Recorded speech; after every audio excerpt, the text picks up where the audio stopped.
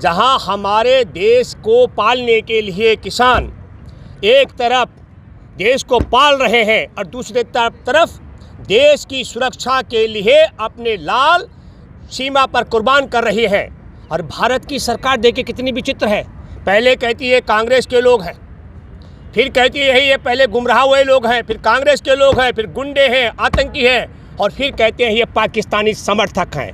मैं आपके माध्यम से एक बात कहना चाहता हूँ, प्रधानमंत्री नरेंद्र मोदी ने बनारस जा करके एक बहुत बड़ी बात कहा कि मैं गंगा जल की तरह पवित्रता से फैसले करता हूं। मेरी सरकार और जो पहले की सरकारें न्याय करती हैं वो छल के तरीके से करती थी। राष्ट्र के राजधानी दिल्ली के लिए लाखों लाख किसान आ रहे हैं।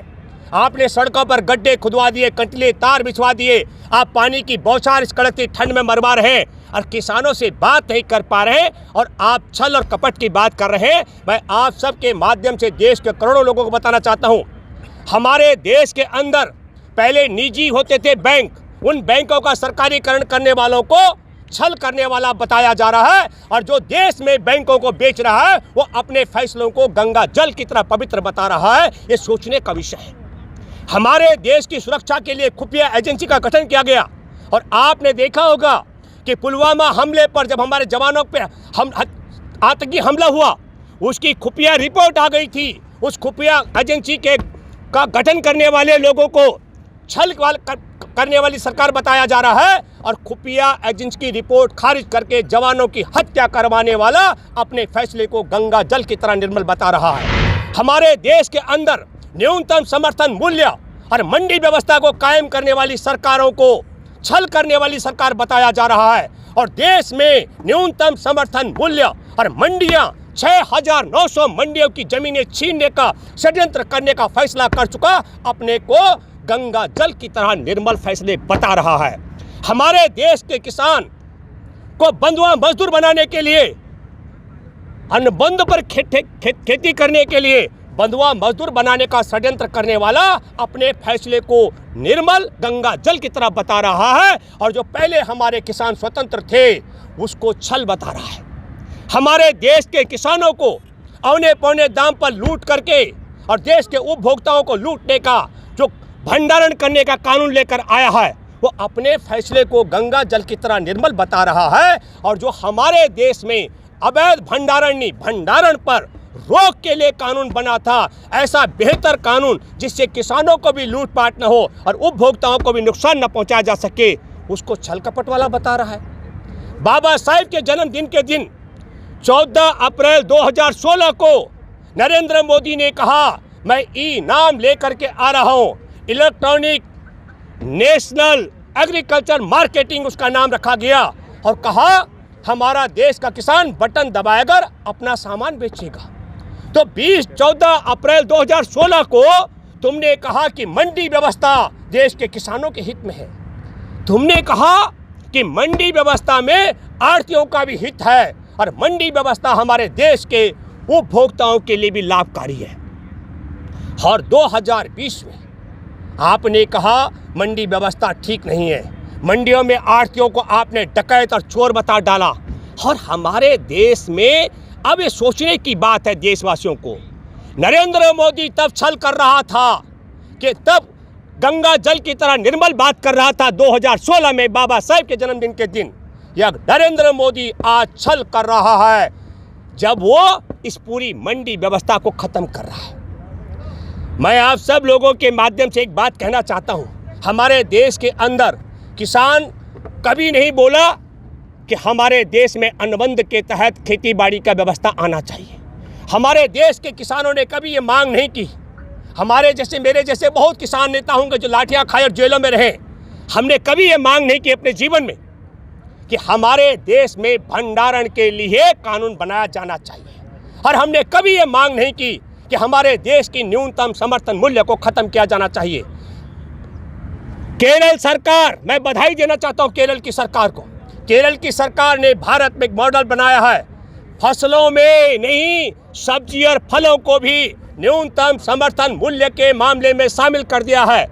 कैप्टन अमरिंदर सिंह भी कह रहे हैं मैं किसानों के साथ हूं और भी कई मुख्यमंत्री कह रहे हैं। मैं आपके माध्यम से कहना चाहता हूं जो देश की राज्य सरकारें किसानों के न्यूनतम समर्थन मूल्य, मंडी व्यवस्था को कायम रखने, किसानों को बंधुआ मजदूर बनाने के लिए कॉन्ट्रैक्ट फार्मिंग के खिलाफ और भंडारण के खिलाफ है, उनसे मैं आग्रह करता हूं केरल सरकार के कानून का अनुसरण करते हुए उससे एक कदम आगे बढ़े।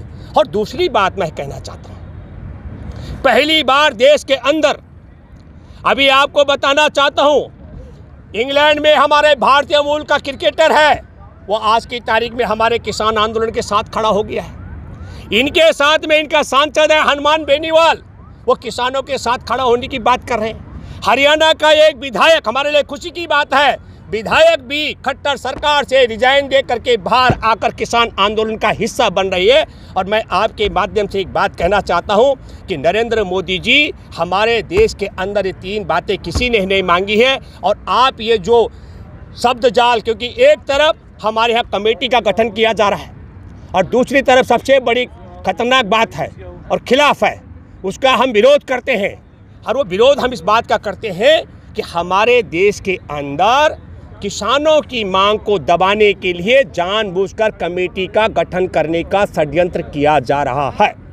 और इस पूरे षड्यंत्र के सबसे बड़ी महत्वपूर्ण बात यह है कि आज देश और दुनिया की नज़र टिकी हुई है। हमारे किसान साथी सड़कों पर डटे हुए हैं और आरोप लगाया जा रहा गोदी मीडिया की तरफ से कि किसानों ने सड़कें जाम कर रखी हैं। सड़कों को जाम सरकार ने कर रखा है, सरकार सड़कें खोल देगी, हमारे सारे किसान दिल्ली आने के लिए तैयार हैं। और वो यहाँ निरंकारी, मैं निरंकारी ग्राउंड में इसलिए यहाँ आने के लिए तैयार नहीं है।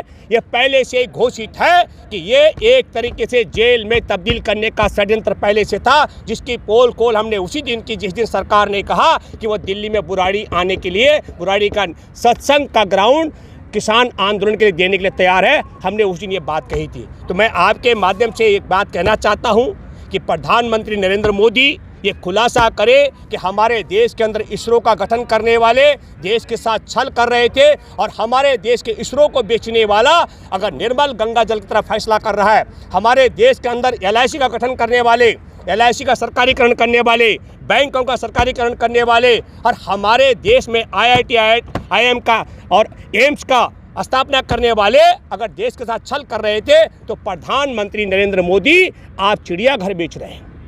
आप देश के साथ निर्मलता का, गंगा जल की तरह निर्मलता का फैसला कर रहे हैं। आप हमारे देश का लाल किला बेच चुके हैं। आपने LIC बेच दिया, बैंक बेच दिया, रेल बेच दिया, घेल बेच दिया, सेल बेच दिया। और आपके पास सबसे महत्वपूर्ण बात मैं कहना चाहता हूँ, मैं तमाम बॉर्डर पर जो किसान हैं, कोई मास्क लगाकर, लाखों की संख्या में किसान मास्क लगा करके नहीं, क्योंकि हमारे देश का किसान को कोरोना का भय नहीं है।